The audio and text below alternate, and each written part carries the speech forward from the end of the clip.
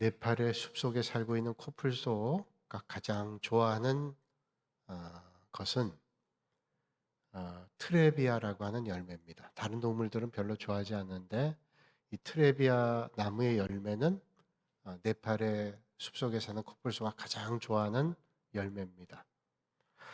숲속을 거닐던 코뿔소가 이 트레비아 나무의 열매 냄새를 맡으면 여지없이 그 나무의 열매를 따먹는다 그래요. 거의 초토화될 정도로 나무 열매를 다 따먹고 나서야 간다 그럽니다.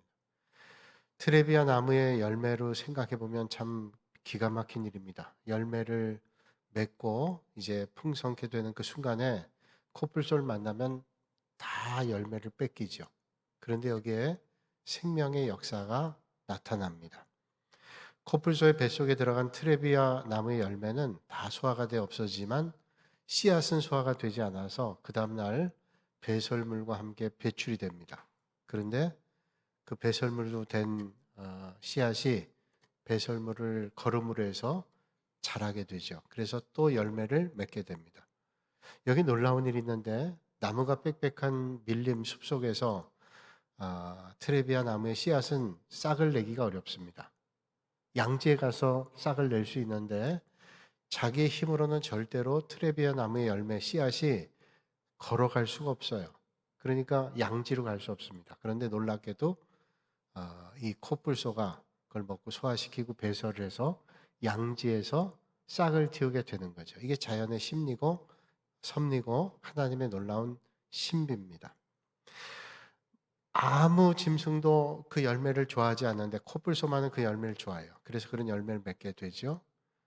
만약에 네팔의 숲속에 코뿔소가 없다면, 멸절하게 된다면 트레비아 나무도 멸절한다. 이게 생물학자들의 공통된 의견입니다. 하나님의 섭리는 그렇게 놀랍습니다. 오늘 에스더라고 하는 책에서는 우리가 놀라우신 하나님의 섭리를 발견하게 됩니다. 어디도 하나님에 대한 말은 없지만 그 말씀을 통해서 하나님께서 틀림없이 섭리한다라는 말씀을 우리는 만나게 되죠. 어느 날 바사라고 하는 나라에, 페르시아라고 하는 나라입니다. 성경에 바사로 나오는데 바사라는 나라에 아하수에로 왕이 연회를 베풉니다. 여러 왕자들과 그리고 여러 강요들, 내신들을 모아놓고 연회를 합니다. 흥에 취해 있었던 아하수에로 왕이 아주 아름답다고 하는 자기 왕비, 왕후인 에스더 와스디를 부르죠. 와스디를. 근데 와스디가 어떤 연유인데 그 왕의 청함을 거절합니다. 많은 신하들이 보고 있는데, 부하들이 보고 있는데 왕비가 왕이 오란 말을 거절했다. 이건 정말로 용서받기 어려운 거죠. 특히 절대 권력을 가지고 있는 왕에게.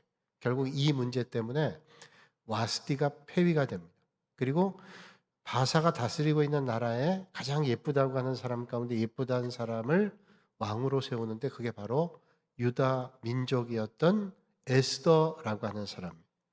성경이 말씀하는 대로도 에스더는 참 아름다운 여인이었다고 얘기를 합니다.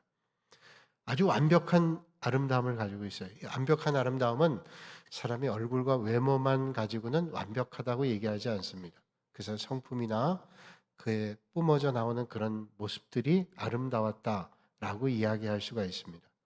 그도 그럴 것이 그 당시에 바사, 페르시아라고 하는 나라는 그야말로 가장 힘을 가지고 있었던 나라입니다. 국경을 얘기한다면 인도의 인더스강, 우리가 인도 그러면 겐지스강을 많이 알고 있는데 겐지스강 북쪽에 인더스강인데 거기에서부터 시작해서 그 당시에 구스라고 하는 나라, 오늘로 얘기하면 아프리카의 수단이 됩니다. 거기까지 국경을 가지고 있는, 그리고 그 안에 있는 큰 성읍들이 무려 127개나 차지하고 있는 도성을 다스리고 있었던, 절대 패권을 가지고 있었던 그런 나라입니다. 그러니까 극동 지역에 있는 나라 몇칠 빼고는 거의 고대 근동 지역을 다 차지하고 있었던 그런 나라였단 말이죠. 그러니까 그 나라에서 뽑혔던 최고의 아름다움을 가지고 있었던 여인이 왕으로 되는 거 아니에요? 그게 바로 에스더라고 하는 여인입니다.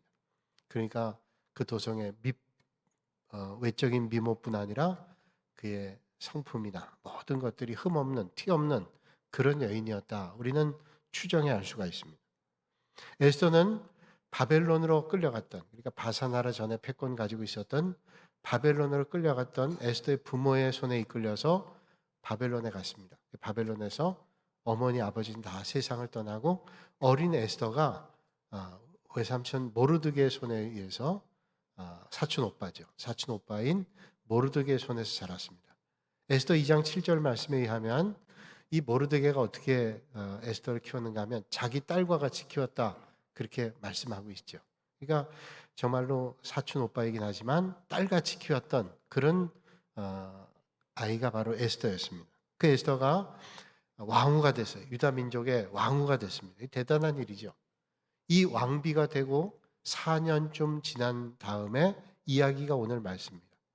그 당시에 아하수에로 왕의 그 뒤를 이었던 2인자는 바로 하만이라고 하는 사람입니다. 하만.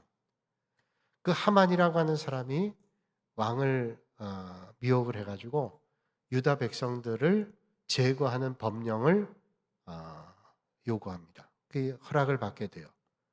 유다 백성들을 다 죽이는 그런 법령을 제정하게 됩니다. 자, 이런 법령을 제정하는 데는 목적이 있습니다. 아무 목적 없이 유다 백성들 죽이겠어요? 페르시아라고 하는 나라, 바사란 나라에는 시민회의가 있습니다. 우리나라에는 국회가 있는 것처럼, 그리고 이스라엘은 사내들인 공회가 있는 것처럼 페르시아에는 시민회의가 있는데, 이 시민회의가 세워진 것은 나라를 잘 세우기 위해서 백성들이 모여서 의논하는, 대표들이 모여서 의논하는 그런 건 외적인 모습을 가지고 있지만 사실은 저들의 요구를 약간은 들어주지만 거의 그들을 통제하는 그런 목적을 가지고 있습니다. 그 시민회의를 모일 때마다 거기에 가서 모든 정부의 시책을 얘기하고 그들을 관리하는 책임이 2인자였던 하만에게 있었습니다.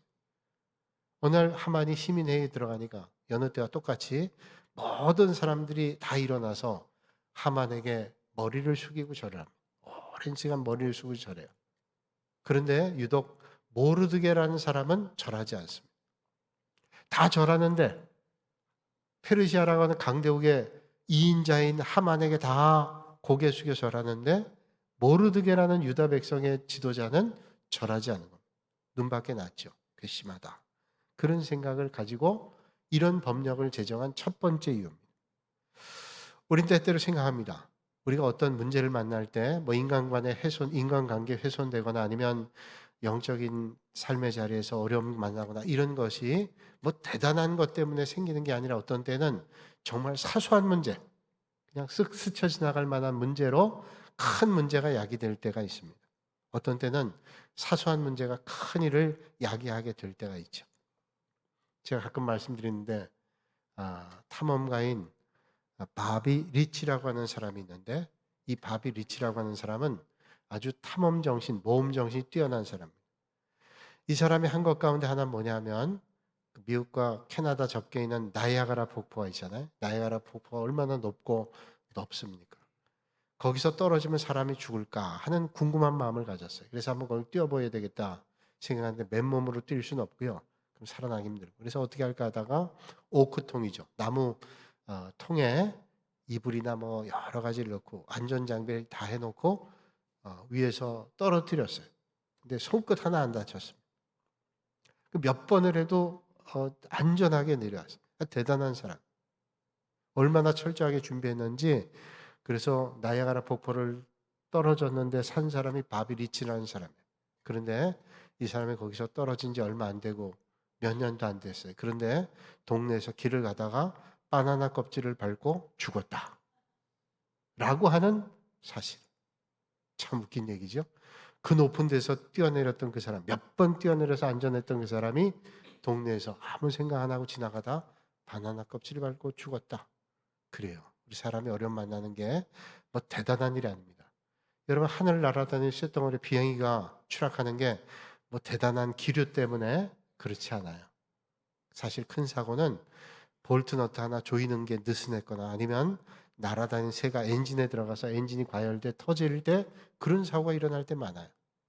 그러니까 아주 사소한 것 때문에 그런 어려움을 만날 때가 있다는 겁니다. 그러니까 그 사소한 것들을 우리가 만날 때 사실은 이게 주의해야 된다는 말이죠. 그러나 이 모르드게가 하만에게 절하지 않은 것은 내가 사소한 인간관계 때문에, 뭐 어떤 감정이 있는지 모르지만 모르드게가 하만에 대한 미움 때문에 절하지 않은 게 아니라 그에게 분명한 영적인 생각 때문에, 나는 하나님 외에는 절대로 절하지 않는다.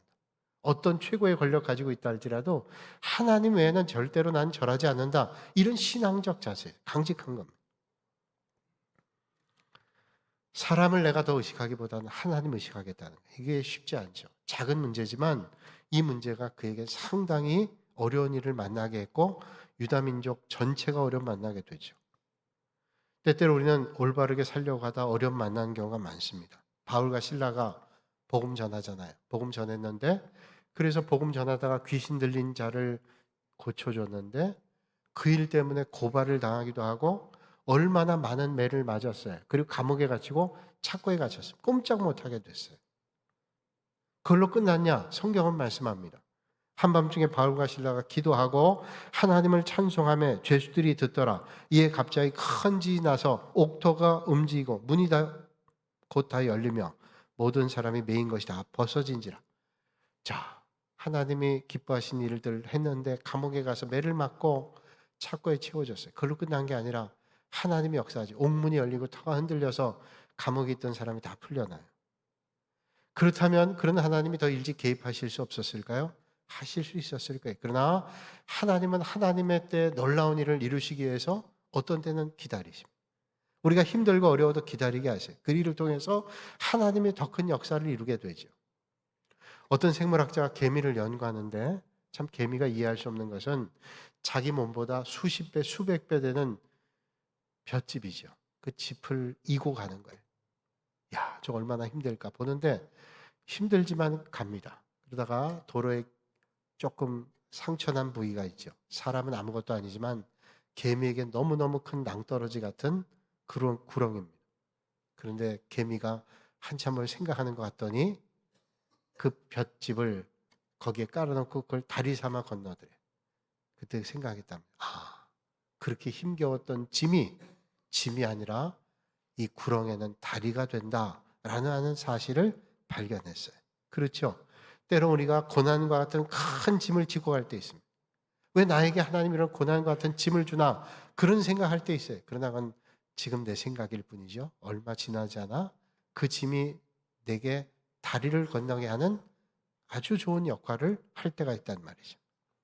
오늘 이 아침에 혹시 믿음의 길을 걸으면서 힘겨운 길을 만나고 하나님 기뻐하신 자리에 애를 쓰는데 어려움을 만난 분이 계시다면 하나님의 인도하시는 손길을 지금 보이지 않아도 볼 수 있는 영안이 열려질 수 있기를 주님의 이름으로 축원합니다. 하나님은 그렇게 역사하시는 거예요. 자, 그러면 단지 그런 절하났던 이유 때문에 하만이 유다 민족을 죽이게 했을까요? 사실 그보다 더 오래전부터 더 큰 그 갈등 구조가 있었습니다. 오늘 하만이라고 하는 사람은 성경이 말하는 대로 아각 사람. 아각은 다른 말로 얘기하면 아말렉이라고 말할 수 있습니다. 이 아말렉 사람과 유다 민족은 갈등이 있었습니다. 출애굽기 17장 8절부터 16절까지의 말씀 보면 유다 백성들이 출애굽하고 애굽에서 나올 때 이 유다 백성들 르비딤에서 뒤통수를 친 민족이 있는데 그게 바로 아말렉이에요. 그러니까 출애굽할 때 뒤통수를 친 사람들 그게 아말렉입니다. 사울 왕 때에는 이 아말렉을 공격해 진멸했습니다.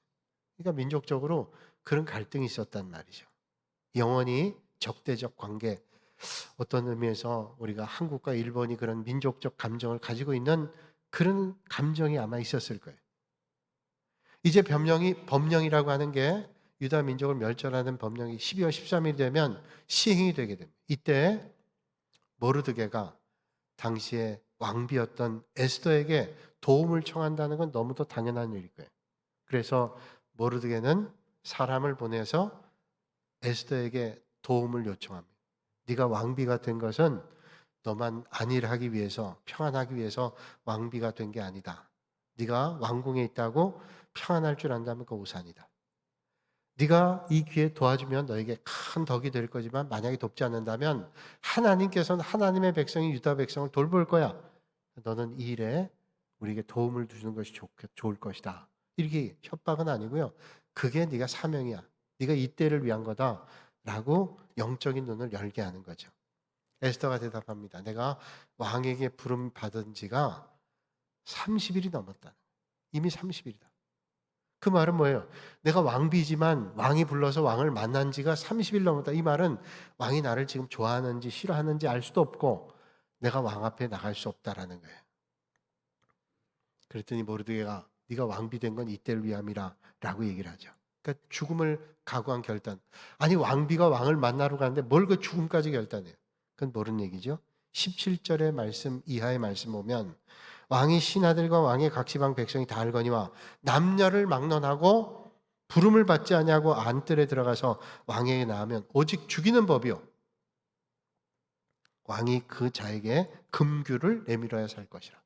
그러니까 아무나 들어갈 수 없다는 거예요. 왕이 금규물, 금으로 만든 쥐봉이에요. 군대 가면 지휘관들이 쥐봉 가지고 있는데 왕이 쥐봉 가지고 청 내밀면 그건 허락하는 겁니다. 그럼 그 끝을 만지면 그리고 들어올 수 있는 거예요. 너 들어온 거 괜찮다. 만약에 그거 허락하지 않으면 그 자리에 죽는 거예요. 그러니까 내가 왕비를 할지라도 안 돼요. 그러면 아니 무슨 이런 법이 있나? 여러분 아하수에로는 그 당시에 패권을 가지고 있는 바사라고 하는 나라의 왕이에요. 바사는요 다른 나라를 다 공격해서 127개 도성을 다스리는 거예요. 그럼 적이 많아요. 어떻게 해서든지 아하수에로 왕을 죽이고 싶어하는 사람들이 많았단 말입니다. 그런데 아무나 왕 앞에 올 수 있어요. 왕비라도 몰라요. 그러니까 그게 쉽지가 않아요. 그러니까 누구라도 왕의 받지 않으면 갈 수 없다는. 또 이게 보통 사람 같으면 왕비 정도는 용인될지 몰라요. 근데 아하수에로는 아주 괴팍한 사람. 신학자인 스누키안이라는 사람이 말하기를 이 아하수에로가 얼마나 괴팍했는지 아하수에로 왕의 수하에 피티우스라고 하는 장수가 있는데요. 이 사람이 원정가는 아하수에로 왕에게 돈을 많이 줍니다. 그러니까 그 전쟁에 하면 돈이 드니까 금은 보화를 많이 갖다 바칩니다. 자기를 잘 봐달라는 거죠. 그런데 이 피티우스가 그렇게 자기를 돕기 위해서 돈을 주니까 아하수에로 왕이 참 고맙게 생각하고 그냥 받은 게 아니라 돌려보냅니다. 참 고맙다 생각 돌려보내고 그냥 돌려보내는 게 아니라 거기다 더 얹어서 선물을 돌려보내요. 피티우스에게 참 고맙다는 얘기죠. 그러니까 관계가 참 좋은 거예요. 신하였던 피티우스가.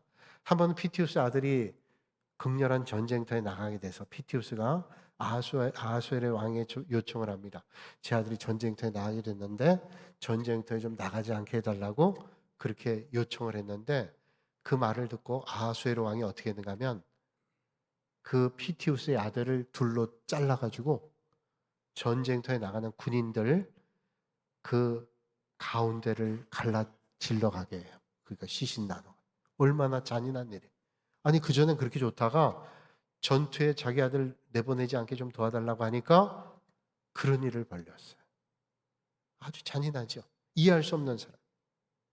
뿐만 아니라 한번 아하수에로 군대 그 해군인데 300척의 배가 태풍 풍랑을 만나가지고 전투에도 임하지 못하고 다 쪼개졌어요. 가라앉았어요. 그 소식을 접했던 아하수에로 왕이 부활을 시켜서 그 금 쇠붙이가 붙은 저 쇠조각이 붙은 채찍을 가죽 채찍을 갖고 오라 그러더니 그걸 가지고 바다를 향해서 채찍질을 하는데 300번 이상을 채찍질했대. 아주 이상한 사람. 자 그런 성격을 생각해 본다면 그의 먼저 왕비였던 와스티가 폐위가 됐다는 게 충분히 이해가 되고 그 뒤에 왕비가 됐던 에스더가 30일 동안 내가 왕을 못 만났는데 거기 나갈 수가 없다. 만약에 갔다 내가 어떤 일을 당할지 모른다. 라고 하는 말이 충분히 이해가 돼요. 이런 사람 괜히 잘못 건드렸다가 난 큰일 난다. 왕이라도 내가 왕비라도 그 이해가 돼요. 그래서 에스더는 그랬는데 네가 왕비가 된 건 이때를 위함이 아니냐라고 얘기하는 모르드게의 말을 듣고 죽음을 각오합니다. 오늘 성경이 그가 어떻게 죽음을 각오하고 어떤 자세를 갖는지 말씀하죠. 에스더가 모르드게에 회답하여 이르되 당신은 가서 수산에 있는 유다인들을 다 모으고 나를 위하여 금식하되 밤낮 3일을 먹지도 말고 마시도 마시소서. 그러니까 모르드게에게 유다인들 불러서 3일 동안 금식하고 그렇게 좀 기도해 달라는 거예요. 그리고 자기도 나도 나의 시녀와 더불어 이렇게 금식한 후에 규례를 어기고 왕에게 나가니 죽으면 죽으리다. 나도 금식하고 왕에게 나갈 텐데 죽이면 난 죽겠습니다. 그래서 죽으면 죽으리다. 죽을 각오하고 가는 거예요. 그래요. 진짜 믿음은요, 목숨 거는 거죠. 형편 좋으면 믿고 힘들면 안 믿어. 여러분, 그건 믿음이 아니죠. 내가 바쁘면 교회 안 가고 여유 있으면 가. 내 마음 동하면 가지. 교회에서 나에게 헌신을 요구하지 않고 그냥 예배만 드리고 조용히 가라 그러면 난 괜찮아. 그런데 자꾸 불편하면 난 또 옮길 거야? 이거랑 똑같으니 진짜 믿음은 뭐예요? 진짜 믿음은 어떤 상황에도 목숨 걸고 하나님 기뻐하신 자리에 서는 거예요. 한번 믿기로 했으면 죽기를 각오하고 가는 게 믿음이죠. 그렇게 며칠 후에 에스더는 아하수아로 왕에게 갑니다. 그 전에 중보기도 하고 금식했어요. 여러분, 오늘도 하나님은 기도하는 사람 통해 역사해요. 어떤 어려움 만나도 그 어려움보다 크신 분은 주님이에요. 아무리 어려운 성벽과 같은 어려움을 만나도 하나님은 그 성벽보다 높으신 분이에요. 주님과 함께하면 되는 거죠. 그러니까 여러분, 우리가 어려움을 만났을 때 기도하는 거 중요하죠. 어떤 일을 시작할 때 기도하는 거 중요합니다.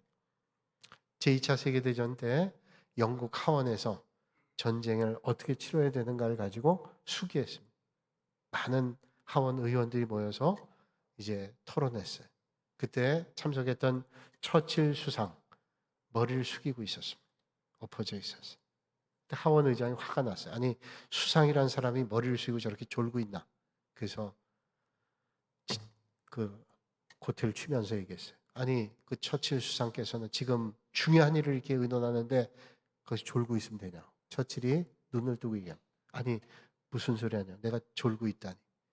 나는 지금 이 중요한 일을 하나님께서 어떻게 하시길 원하시는가를 나는 지금 하나님 앞에 기도하고 있습니다. 그렇죠. 처칠은 기도하는 사람이에요. 이 막중한 순간에 하나님이 도와주시지 않으면 안 된다는 마음을 가지고 하나님 앞에 기도해요. 여러분, 기도하니까 하나님이 역사하시는 거예요. 여러분 보세요. 기도하니까 하나님께서 어떻게 역사하시는, 오늘 말씀에는 그 역사의 장면이 나와 있지 않지만 제가 빠르게 한번 말씀드릴게요. 에스더 5장 2절 이하의 말씀 보면 이제 왕후 에스더가 아하수에로 왕 앞에 갑니다. 보니까 이 아하수에로 왕이 보니까 에스더가 참 아름답게 보인 거예요. 이거 참 이상한 일 아니에요? 보통 왕 앞에 와서 허락 없이 오는 건 거의 죽는 거예요. 그런데 아름다워 보였다? 에스더가 목숨 걸고 나갔어요. 얼마나 비자했겠어요. 그게 아하수에로 왕이 느껴지지 않았겠어요? 근데 그 용기 있게 나온 모습이 아하수에로 왕에겐 참 아름답게 보였다는 거예요. 두려움 가운데 나갔던 그 에스더에게 아하수에로 왕이 뭐라 그래요? 참 아름답게 보고 하는 말이 내 나라의 절반이라도 주겠대요. 이건 놀라운 일이죠. 아, 그러면 야, 난 이제 살았다 라고 할 텐데 에스더가 뭐라고 얘기합니까? 에스더가 정신 차려. 거기에 마음 다 뺏기지 않고 칭찬받은 거에 마음 뺏기지 않고 사명에 집중해요. 우리가 주님 일을 할 때 어떤 때는 칭찬도 있지만 칭찬이 없을 때도 있어요. 그러면 혹시 그런 마음 드세요? 아유, 사람들이 날 뭘 알아줘? 칭찬도 없고 내가 그럼 이 일을 계속해야 되나? 혹시 그런 마음 드시나요?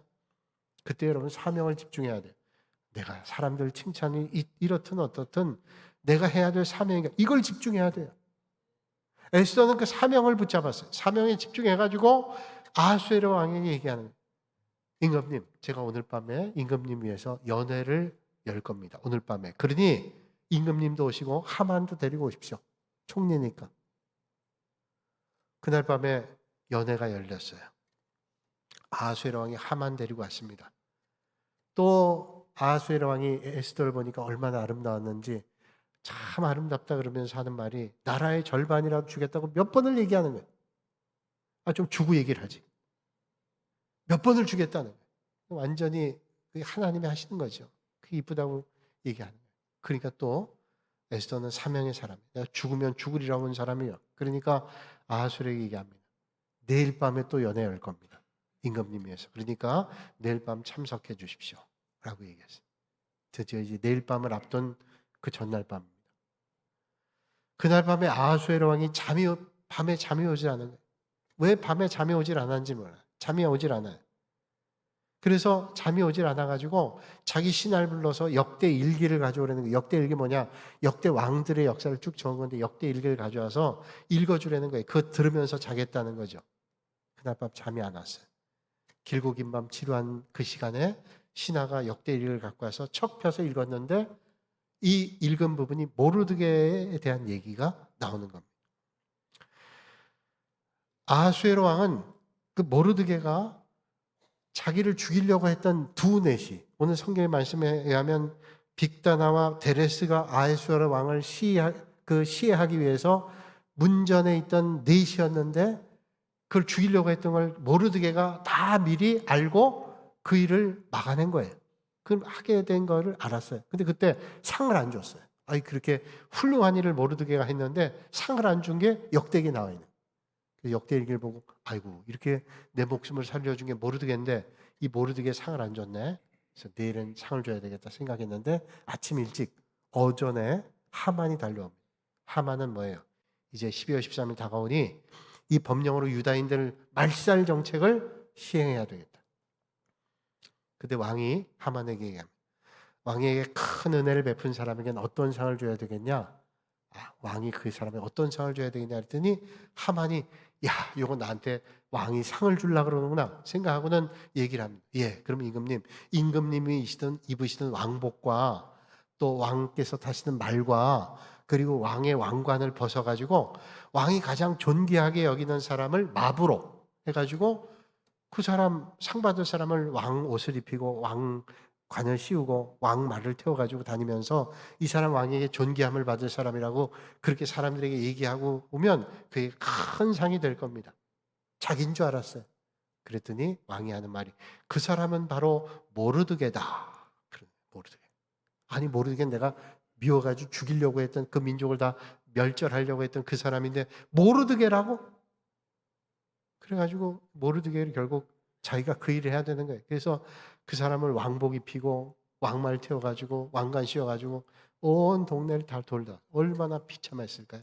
자기가 죽이고 싶은 사람이 그 일하는.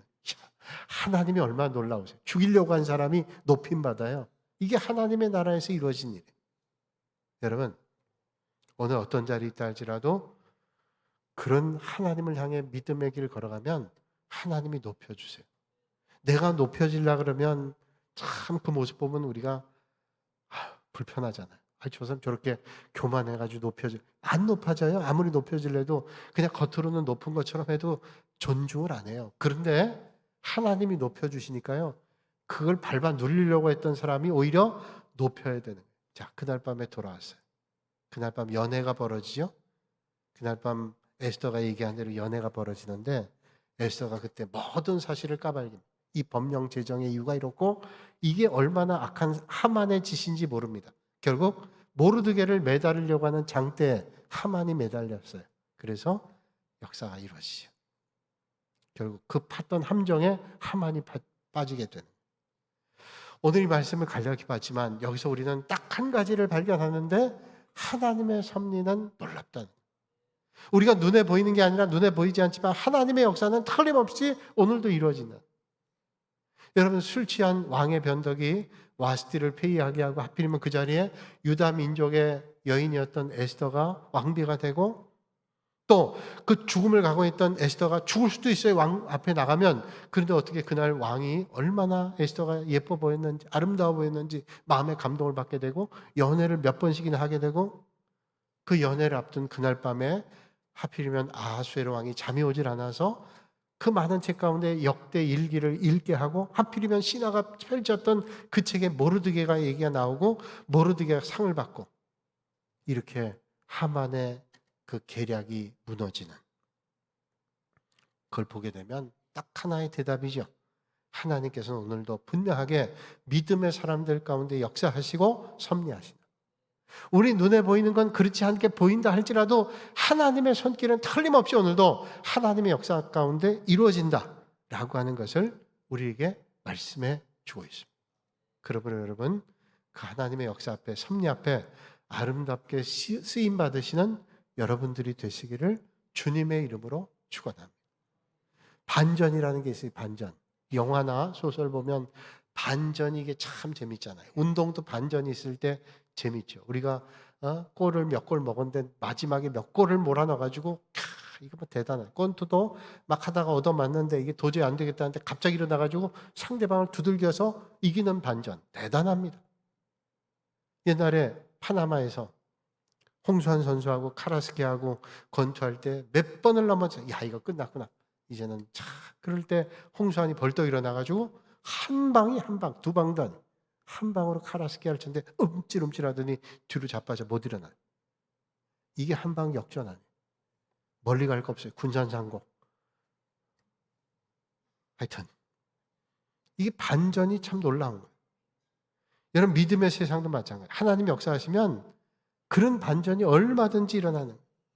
다윗이 왕 될 때 왕으로 세운다는데 얼마나 초라했어요. 골리앗을 무너뜨릴 땐 대단했잖아요. 그런데 나중에는 사울에게 쫓기고 자기 장인어른이 사울에게 쫓기고 아들 압살롬에게 쫓기고 얼마나 비참했어요. 아들이 자기 죽이러 온다니까 맨발로 도망갔어요. 참 그거 살고 싶지 않았을 거예요. 그런데 하나님께서 그를 들어 쓰셔서 놀라운 역사가 일어나잖아요. 이 하나님 나라에는 그런 역사가 일어나는 거예요. 인간의 눈으로 볼 땐 참 저거 되겠나? 낮아지는데 하나님은 그렇게 낮아지게 한 다음 겸손케 하셔서 하나님 들어 쓰세요. 그래서 하나님 나라에는 교만하고 높은 사람 쓰임 받는 게 아니라 낮아지고 겸손한 사람 쓰임 받아요. 여러분 하만이 얼마나 철저하게 계획 세웠겠어요. 유다민족 말살해야 되겠다. 아주 대단한 계획 세웠어요. 비밀이었을 거예요. 그러나 하나님 모르실 게 없고요. 그 비밀을 깨뜨려서 하나님의 역사를 이루어 나갑니다. 왜? 역사를 주관하신 분은 그 계략이 아니라 하나님의 역사를 주관하세요. 하나님의 섭리 가운데 있을 때 우린 되는 거죠. 오늘도 하나님 섭리가 역사합니다. 어떤 때는 선한 사람이 어려움 당하고 악한 사람이 잘 되는 것처럼 보일 때 있어요. 아주 깨부리고 그런 사람이 잘 되는 것 같고요. 정직하고 성실한 사람은 어려움 당하는 것 같아요. 근데 절대로 그렇지 않죠. 하나님은 하나님의 뜻을 오늘도 이루어나가요. 오늘 힘들고 어려워도 그 하나님의 뜻에 올바로 쓰임 받으실 수 있기를 주님의 이름으로 축원합니다. 어떤 분이 사업하다 실패하고 아내도 세상 떠나고 자녀도 죽고 본인도 병 걸리고 아주 힘겨운 삶에 살아가는 거예요. 그러나 믿음만은 잃어버리지 않았어요. 어느 날 길을 가다가 큰 교회 예배당을 짓는 것을 봤습니다. 그래도 교회 다니는 믿음의 사람이니까 예배당 짓는 걸 이렇게 보는데 석공들이 돌을 쪼는데 자기가 봐도 아무리 그 돌은 그 조그만 거 어디 쓸 게 없을 것 같아요. 근데 예배당 그 석공들이 짓는 석공들이 돌을 쪼는 겁니다. 그래서 이분이 물었어요. 선생님 이게 뭐 하려고 하는 겁니까? 그랬더니 예, 이게 지금 예배당 건물에 들어간 돌입니다. 아니 이 작은 돌이 어디 들어갑니까? 그랬더니 그분이 얘기하는 저기 보세요. 저 십자가 위에 그 틈이 있잖아요. 거기에 갖다 꽂는 겁니다. 이게 건물의 포인트입니다. 아주 이 건물을 빛나게 하는 게 겁니다. 그래서 이건 아주 저희들이 애를 써서 몇 번을 실패하면 실패한 대로 다시 하고 다시 하고.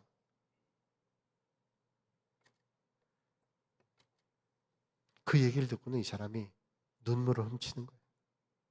그 얘기를 듣고 눈물을 훔쳐. 도대체 왜 그런가? 그 석공이 하는 말이 꼭 자기에게 하는 말 같았어요. 자식 잃고 아내 잃고 병 걸리고 다 잃었는데 하나님이 나를 다듬는구나. 하나님 쓰시기 위해서 나를 다듬는구나. 하나님이 자기에게 하는 것 같아요. 그 말을 듣고 큰 위로가 됐어요. 그래. 오늘 내가 힘겹고 어려워도 내가 믿음은 절대로 변치 않아. 하나님께서 들어 쓰실 거예요. 빛나는 저 자리에 하나님 역사하실 거예요. 여러분 오늘 이해가 안 되는 어려움 계세요? 그렇다면 하나님의 섭리의 손길을 붙잡고 하나님의 인도함을 받으시는 여러분들이 되시기를 주님의 이름으로 축복합니다. 하나님은 우리를 역사하십니다. 시편 121편에 주님 말씀합니다. 여호와께서 졸지도 아니하시고 주무시도 아니하시다. 사람은 졸기도 하고 못 볼 때도 있어요. 그러나 하나님은 못 보실 때도 없고 주무시지도 않아요. 매 순간 우리를 틀림없이 돌보신다면 그 하나님께서 우리를 섭리하시지 않겠어요? 오늘 이 아침에 그 하나님의 섭리의 손길이 여러분들을 붙잡고 여러분의 걸음을 인도하셔서 하나님 나라의 기둥처럼 쓰임받는 놀라운 역사가 있어지실 수 있기를 주님의 이름으로 축원합니다. 거룩하신 아버지 하나님, 오늘 이 아침에 저희를 주님 전으로 불러주시고 온 마음을 다하여 하나님께 예배드리게 하시니 감사합니다. 어떤 때는 눈에 보이지 않는다고, 또 어떤 때는 사람들이 알아주지 않는다고, 어떤 때는 힘겨운 일을 만난다고 원망하고 불평하며 하나님 맡겨주신 사명을 놓을 때가 있는지요.